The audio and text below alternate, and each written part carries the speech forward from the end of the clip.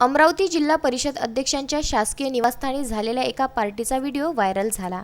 Video viral झाल्यानं राजकीय वर्तुळात चर्चेचा विषय झाला असून या संदर्भात अध्यक्षांनी पोलीस स्टेशनला तक्रार नोंदविल्यानं जिल्हा परिषद परिसरात उलटसुलट चर्चेला ऊत आला असून तर्कवितर्क काढला जात आहे.